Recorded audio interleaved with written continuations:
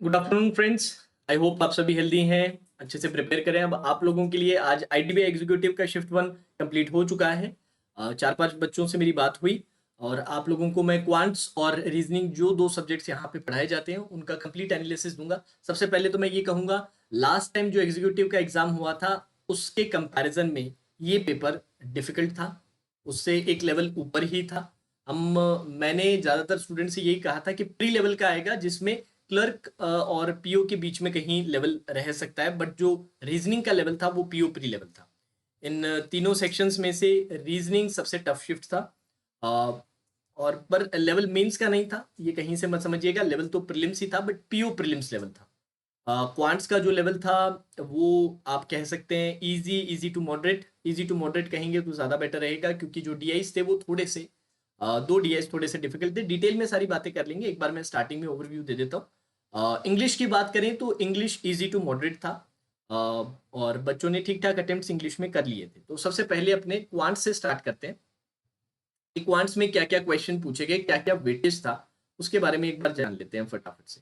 Starting with आपके जो speed maths का जो पार्ट रहता है, सबसे पहले मिसिंग नंबर सीरीज की अगर बात करें तो मिसिंग नंबर सीरीज के आप लोगों के टोटल 5 क्वेश्चंस आए थे और बच्चों ने ये पांचों क्वेश्चंस बना लिए थे, ऐसा कुछ था नहीं इसमें। अप्रोक्सीमेशन के 5 क्वेश्चंस थे, ये भी वेरी डुएबल थे। यहाँ पर भी 5 क्वेश्चंस का वेटेज था। ठीक है, देन आपके क्वाड्रेटिक इक्वेशन से भी 5 क्वेश्चंस थे और यहाँ पर भी क्वाड्रेटिक इक्वेशन के 5 क्वेश्चंस, और ये भी बहुत डुएबल थे। ये 15 क्वेश्चन का पार्ट बच्चों ने बहुत जल्दी कंप्लीट कर लिया और लेवल इसका इजी था। देन हम केसलेट पे आ जाते हैं। केसलेट का भी लेवल आसान था और इसका भी वेटेज 5 क्वेश्चंस का था। और ये 5 क्वेश्चन, ये जो पहले 20 क्वेश्चंस, पहले तो नहीं बोलेंगे पर ये जो 20 क्वेश्चंस थे ये वेरी डुएबल थे और इन्हें इजी लेवल पे अपने बोल सकते हैं। अब जो थोड़ा सा डिफिकल्ट जो पार्ट आया था वो था जो 2 डीआईस थे, एक तो आपका टेबुलर डीआई और एक था आपका पाई चार्ट डीआई। इन दोनों में ही जो डेटा था वो थोड़ा सा लेंदी डेटा आया था, एनालिसिस भी थोड़ा करना पड़ रहा था, तो यहाँ पे बच्चों को थोड़ी सी मुश्किल आई सॉल्व करने में। 5 क्वेश्चन ईच इन दोनों पार्ट से, और बाकी बचा हुआ जितना भी पोर्शन था वो मिसलिनियस अर्थमेटिक से था।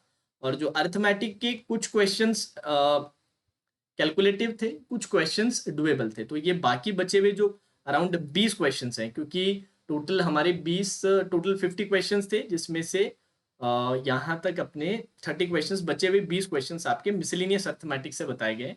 पर इसे इजी टू मॉडरेट हम बोल देंगे, क्योंकि कुछ लेवल कुछ क्वेश्चन थोड़े कैलकुलेटिव थे, कुछ क्वेश्चन जल्दी हो रहे थे। और ओवरऑल अगर बात करें तो लेवल को बोला जाएगा easy to moderate level. Easy to moderate level इसे बोला जा सकता है। ठीक है, अब डिसेंट अटेम्प्ट इसमें क्या रहेंगे, देखिए 20 क्वेश्चंस यहाँ से बन जाते हैं, एक आप 25 यहाँ से भी कुछ क्वेश्चंस कर लेते हैं, तो 30 या 30 से प्लस का अटेम्प्ट यहाँ पर आप एक्सपेक्ट कर सकते हैं। 30 से 35 क्वेश्चन आप अटेम्प्ट यहाँ पर कर सकते हैं। 30 क्वेश्चन तक भी कर पा रहे हैं तो भी ठीक है, डिपेंडिंग ऑन कि कितना टाइम आप दे रहे हैं। प्रॉब्लम एक्चुअली बच्चों को थोड़ा सा समय का हुआ है, बाकी लेवल में इतना प्रॉब्लम नहीं आया सिवाय इन 2 डीआईस को छोड़। अब रीजनिंग की बात करते हैं। रीजनिंग काफी सरप्राइजिंग रहा है। पिछली बार क्लर्क प्री लेवल का रीजनिंग पूछा गया था आईडीबीआई एग्जीक्यूटिव में, बट इस बार ऐसा नहीं रहा। इस बार एक लेवल ऊपर रहा है और पेपर का लेवल पीओ प्री लेवल रहा है। अब क्या क्या चीजें पूछी गई वो सारी हम डिटेल में बात करेंगे। सबसे पहले मिसलिनियस पार्ट कवर कर लेते हैं। सिलोजिज्म के आप लोगों से 5 स्टैंडर्ड क्वेश्चंस पूछे गए। देन आपसे इनइक्वालिटीज के भी 5 क्वेश्चंस पूछे गए। ठीक है, दोनों ही नॉर्मल पैटर्न पे थे, चाइनीज कोडिंग नहीं पूछा गया। देन आपके सीरीज का कोई भी सवाल नहीं पूछा गया, ना ही आपसे फैमिली ट्री ब्लड रिलेशन वाला जो शॉर्ट पजल रहता है वो भी नहीं पूछा गया है। हाँ, डायरेक्शन डिस्टेंस जरूर पूछा गया था। और डायरेक्शन डिस्टेंस से पहले डेटा सफिशिएंसी के बारे में मैं बात कर लेता हूँ। डेटा सफिशिएंसी के रफली 4 से 5 क्वेश्चंस यहाँ पर पूछे गए थे और इनमें टॉपिक्स थे। एक क्वेश्चन ब्लड रिलेशन था, एक क्वेश्चन आपका डायरेक्शन सेंस से था, बाकी 2 से 3 क्वेश्चंस आपके पजल सिटिंग अरेंजमेंट पे बेस्ड थे। और इसके बारे में मुझे ये बताया गया है कि सर दो स्टेटमेंट्स पूछे गए हैं। 2 स्टेटमेंट्स पूछे गए हैं, इसमें ब्लड रिलेशन और डायरेक्शन सेंस वाला बहुत आराम से बन रहा था। ये जो पजल सिटिंग वाला था वो थोड़ा सा कैलकुलेटिव था। ठीक है, तो यहाँ से 4-5 में से 2 क्वेश्चंस आप आराम से अटेम्प्ट कर सकते थे। देन इसके बाद बात करें हम, हमारी जो बड़ी पजल्स रहती हैं वो सभी की सभी पीओ प्री लेवल की पजल्स देखने को मिली है। स्टार्टिंग विद, सबसे पहले हम स्टार्ट करते हैं अनसर्टेन लीनियर रो के साथ। अनसर्टेन लीनियर रो की पजल पूछी गई और अनसर्टेन लीनियर रो में साथ में कलर का वेरिएबल भी देखने को मिला। अब ये देख के बच्चे काफी परेशान हो गए और काफी लोगों ने इसे अटेम्प्ट नहीं किया, बट जिन लोगों ने अटेम्प्ट किया उन्होंने मुझे बताया कि सर 3-1 मिनट में ये पजल आराम से बन रही थी, इतनी डिफिकल्ट नहीं थी जितनी लग रही थी। ठीक है, और इधर से 5 क्वेश्चंस का वेटेज था। आंसर 19 या 20 में से कोई एक आंसर है, या तो 19 था या 20, मुझे एग्जैक्टली याद नहीं है, ये आंसर आ रहा था। देन इसके बाद आपसे स्क्वायर बेस्ड एक पजल पूछी गई थी, स्क्वायर सिटिंग अरेंजमेंट पूछा गया था। स्क्वायर सिटिंग पूछी गई थी जिसमें 8 पर्सन्स की सिटिंग थी, 4 लोग आपके मिडल में बैठे हुए थे और 4 लोग आपके कॉर्नर में बैठे हुए थे। मिडल वाले एक सर्टेन फेसिंग थे, लेट्स अज्यूम कि मिडल वाले इनसाइड फेसिंग और कॉर्नर वाले आउटसाइड फेसिंग था, हो सकता है वैसा वर्सा भी हो। और इसके साथ साथ में सर एक वेरिएबल भी था।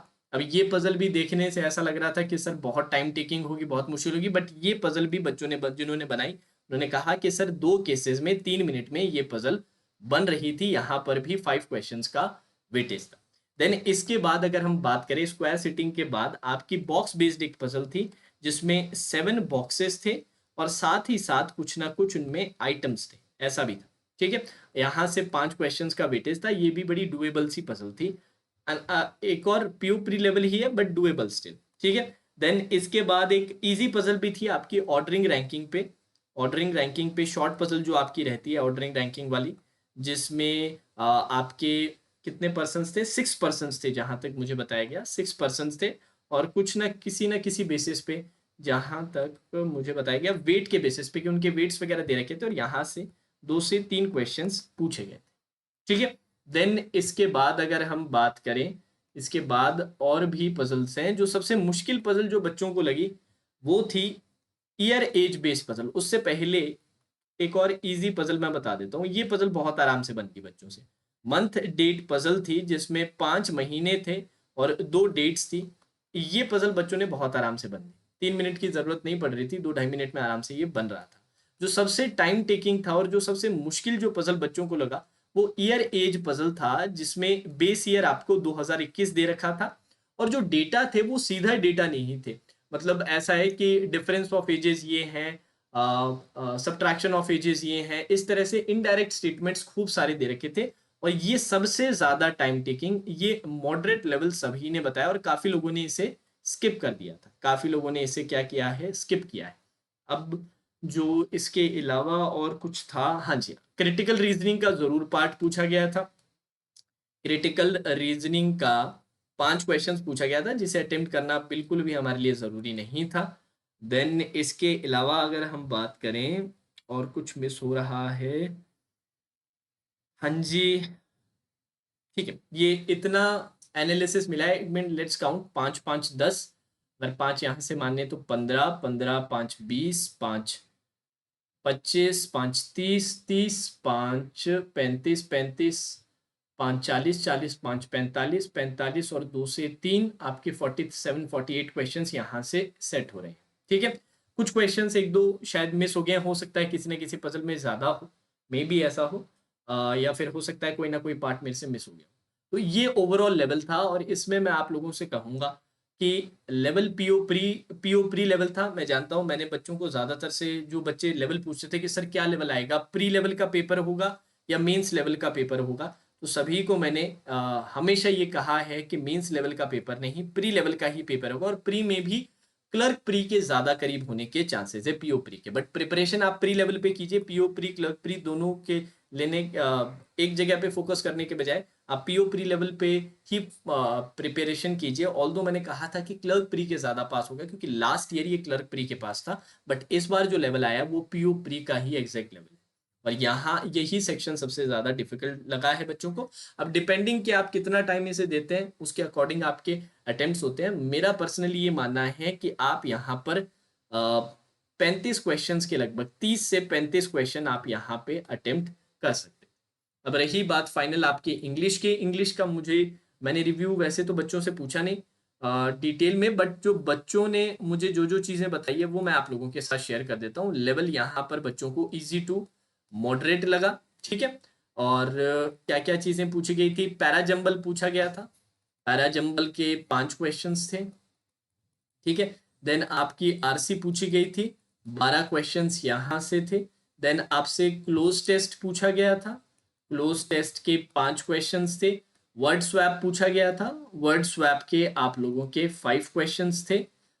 ये कुछ पोर्शन मुझे बच्चों ने बताया, बाकी मैंने डिटेल में बहुत पूछा भी नहीं, बस ये जरूर बच्चों ने बोला कि sir English easy to moderate level था, रीजनिंग उन्हें मॉडरेट लेवल लगा, और क्वांट्स भी इजी टू मॉडरेट लेवल ही लगा। ज्यादातर बच्चों के जो अटेम्प्ट्स आए हैं जो जनरल कैटेगरी है, उनके अटेम्प्ट्स 103 104 से वेरी करते हुए 120 के बीच के अटेम्प्ट्स मुझे देखने को मिल रहे हैं। अभी तक मैंने जिन 4-5 कैंडिडेट से बात की, जिनमें जनरल कैंडिडेट्स का मैं आपको बता रहा हूँ, कैटेगरी का मैं शेयर नहीं करूंगा, जनरल कैंडिडेट्स के 104 से 120 के बीच के अटेम्प्ट्स देखने को मिले हैं, ठीक है। अब पेपर जो है वो थोड़ा सा डिफिकल्ट था, हो सकता है क्योंकि क्वांट और रीजनिंग थोड़ा सा डिफिकल्ट हो, बच्चों ने इंग्लिश में ओवर अटेम्प्ट किया हो, ये एकदम नेचुरल टेंडेंसी रहती है, और जिसके कारण इंग्लिश में ओवर अटेम्प्ट करने के कारण हो सकता है कि वहां पर उतनी एक्यूरेसी होल्ड ना हो पाई हो। बट अगर आपने क्वांट और रीजनिंग में डिसेंट अटेम्प्ट किए हैं, 30-30 अटेम्प्ट अगर दोनों में किए हैं, तो मेरे ख्याल से ठीक ठाक अटेम्प्ट रहेंगे, और इस बार की जो कट ऑफ है वो पिछली बार की कट ऑफ से कम रहेगी, ये बात तो एकदम सुनिश्चित है, ये एकदम पक्का है, क्योंकि लास्ट ईयर का जो paper, last year last time का जो पेपर था वो इससे इजियर था, और इस बार का जो पेपर है वो टफ है। अब शिफ्ट 2 के बारे में कुछ पता चलता है तो आप लोगों के साथ मैं जरूर शेयर करूंगा। शिफ्ट 2 में भी मेरे 1-2 कैंडिडेट स्टूडेंट्स हैं, बाकी और लोग शेयर करेंगे तो पता चलेगा। बाकी आप लोग भी, जितने भी लोग एग्जाम देकर आए हैं ना यार, क्योंकि ये ऐसे एग्जाम्स होते हैं जिनमें बहुत सारे स्टूडेंट्स मिल नहीं पाते, तो एग्जैक्टली बताना ये थोड़ा मुश्किल हो जाता है कि यार पेपर कैसा था कैसा नहीं था। क्वेश्चन जरूर मिल जाते हैं कि क्या टाइप था क्या पैटर्न था, बट एग्जैक्टली गुड अटेम्प्ट्स क्या हैं ये पता करना मुश्किल रहता है। तो आप सभी से रिक्वेस्ट है, जितने भी लोग पेपर देख रहे हैं, कमेंट सेक्शन में जरूर बताइएगा कि पेपर आपको कैसा लगा, आपके अटेम्प्ट्स क्या रहे, और डिफरेंट डिफरेंट सेक्शंस में क्या अटेम्प्ट्स थे, ठीक है। तो चलिए दोस्तों, आज के सेशन में इतना ही। Now that's all for today's session, take care.